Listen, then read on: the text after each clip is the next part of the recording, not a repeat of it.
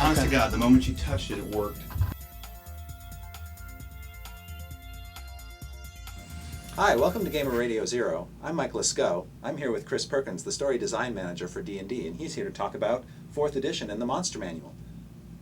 Oh wait, no. I'm Chris Perkins, you're Mike Lesko, and I'm here to talk about the Monster Manual. And this is GRZ show number 34. Before we jump right into that, I just wanted to, whoa, what's this here? Oh, whoa, Oh whoa. my gosh. Oh my, these books just fell all over me. What are these? Whoa.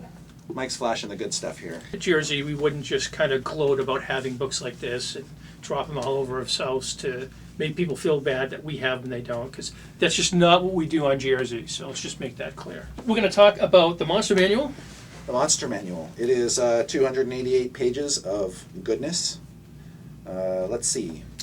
What would you like to know, Mike? Why don't we talk about the various roles of the monsters? We've talked about the various roles of sure. classes, but monsters have roles too. Now that we have the book in hand, we can actually get into some specifics too, and maybe even shed some light on some specific monsters. Oh. So let's start off alphabetically by role with artillery. Okay. Artillery monsters are what you would expect them to be. They're soft monsters insofar as they don't have the best defenses and the best hit points, but that's because they're most effective at range. They generally are harder monsters to get to, and they often have abilities that keep you at bay. So they're kind of like the nukers. They are at range, doing Yeah. their damage, do They damage got with bows some or control. magic missiles or something Right. like that. They do have some control in some cases. Trying to find a good example. The Corruption Corps is a level 4 artillery, and it's under zombie. And with the new Monster Manual, what we tried to do is, whenever we have a monster like zombie, we tried to give you several different examples of that monster at different levels and at different roles. For instance, on the zombie spread in the book, there are 1, 2, 3, 4, 5, 6, 7 different zombie monsters, and they cover a wide band of roles. The one that we picked was Corruption Corps. The reason it's artillery is because its main attack, it basically hurls black globs of necrotic filth Nice. at you. That's what I'm talking about. It's got a pretty good range, does necrotic damage, and it weakens a target on a hit. Let's try another role here, the Brute. Brute. The Brute is your big sack of hit points. They don't generally have the best defenses, but they have a big bag of hit. They have tons of hit points, so you have to just beat on them until they go down. When they hit you, they also do an impressive amount of damage, higher than normal. Let's see if I can find a Brute here. Pick a level for me, Mike. How about level 13? Level 13. Okay, the Hill Giant. Classic D&D Brute. So we go to Giants. What's the Hill Giant got going for him here? We got a bunch of Giants in the book, of course. They are a staple of D&D. By the way, the index in the back does actually have page numbers with all the monsters too, so you can find it more quickly. A nice little development from the 3rd edition version. Yeah.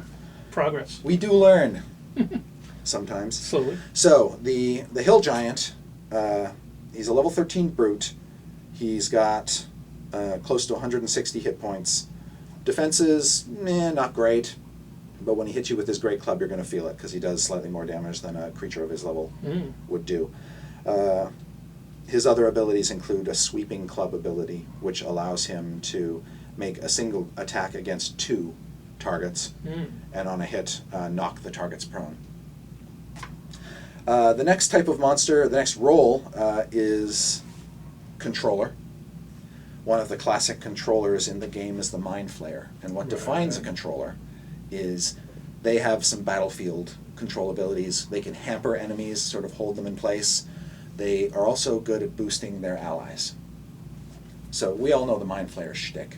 It hasn't changed dramatically in 4th edition, although one could argue that they've become more dangerous. That's what I hear from the playtesters. Yeah.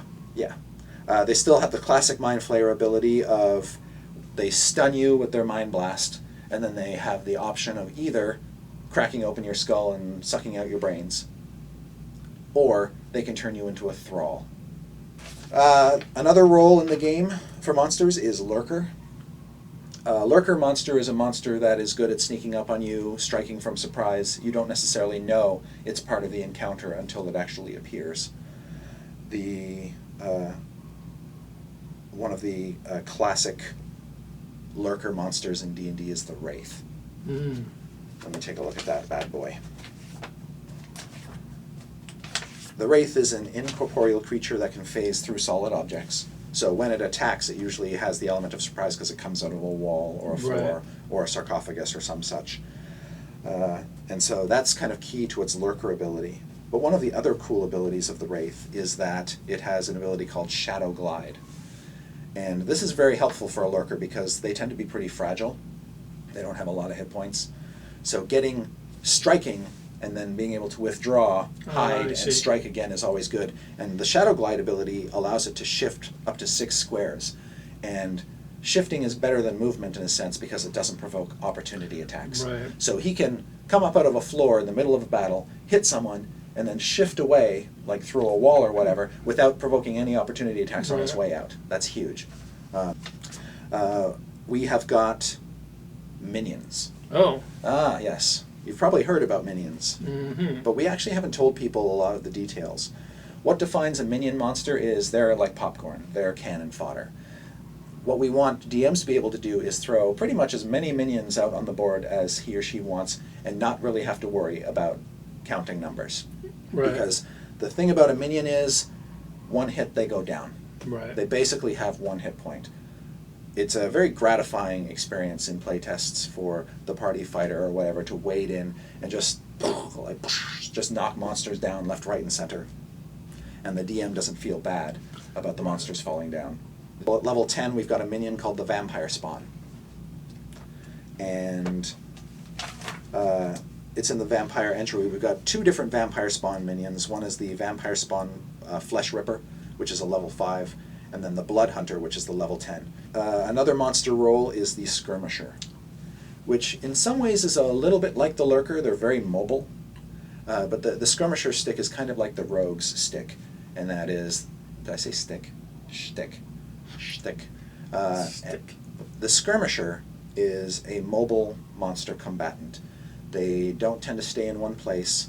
Unlike the Brutes, they're not big sacks of hit points. Right. They've got pretty much average, middle down the road monster stats. So the Dryad is a level 9 skirmisher, a medium fey creature. Got pretty average hit points, just a little bit more than 90 hit points. Not bad defenses overall.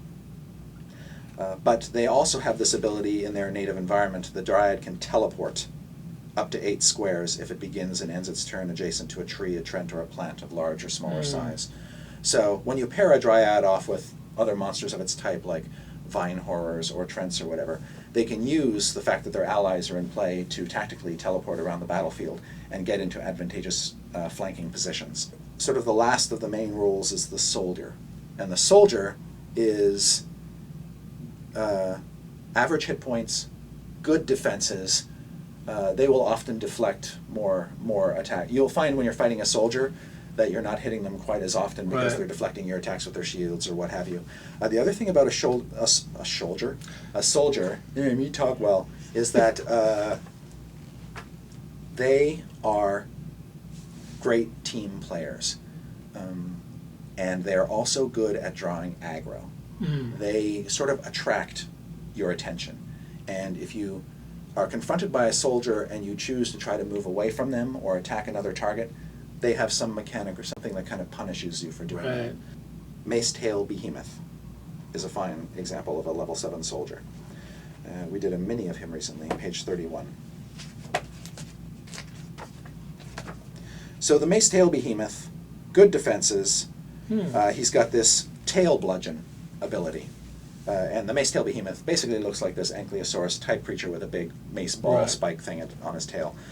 He's got reach, and when he hits you with the tail spike, the target is marked until the end of the Behemoth's next turn.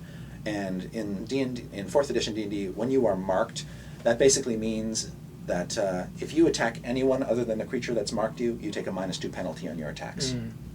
So Behemoth hits you, marks you, and you basically want to keep hitting it, otherwise you're taking a penalty. Right. Will there be a monster manual too? Someday? Yes, there will be a Monster Manual too. In fact, it's being worked on right now. Really? Yeah. Well, maybe we could have somebody come on and talk about that for a future show. Yes, that would be nice. Chris Perkins, I'm sorry, you do the lead on. Oh yes, I'm Michael Sco. Thank you for listening to Gamer Radio 0. On behalf of Chris Perkins and myself, Have a good one, and keep playing.